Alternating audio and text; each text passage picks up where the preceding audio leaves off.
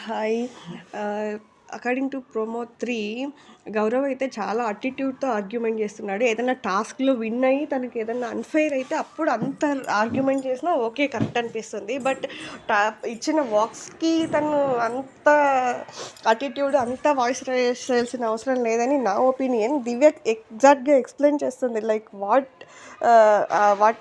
Is happening and what we need to do. ఇప్పుడు ration manager ఉన్నంత మాత్రాన fridge కరెక్ట్‌గా అడిగింది తన పాయింట్. 24/7 ఫ్రిడ్జ్‌ని హగ్ చేసుకొని ఉండలేదు కదా! ఎందుకంటే చూస్తారు. ఓకే. ఎవరైనా తీసుకుంటే యాజ్ యూజువల్‌గా చెప్తారు. అలా కాదు ఇలా అనేసి. ఎవరికి ఏం కావాలో అన్నీ ఇస్తారు. బట్ నైట్ టైమ్‌లో బిగ్ బాస్ ఇచ్చిన టాస్కుల్లో అవి మిస్ అయినంత మాత్రాన రేషన్ మేనేజర్‌ని తప్పుపట్టడం కరెక్ట్ కాదని దివ్య అయితే యాజ్ అ కెప్టెన్‌గా అందరి గురించి స్టాండ్ తీసుకొని మాట్లాడాలి కాబట్టి కరెక్ట్‌గా మాట్లాడింది. దివ్య థ్యాంక్స్. బాగా మాట్లాడారు. లైక్ గౌరవ్ ఆర్గ్యుమెంట్‌లో బాగా స్టాండ్ తీసుకున్నారు. తను ఎంత బాగా అడిగింది చూడండి. నువ్వు కన్విన్స్ చేసుకొని నువ్వు చేంజ్ చేసుకునేది ఎట్లుంటే చేసుకో. అంతేగాని ప్రతిసారి ఒకరిని బ్లేమ్ చేయకూడదు అన్నట్టు బాగా చెప్పింది.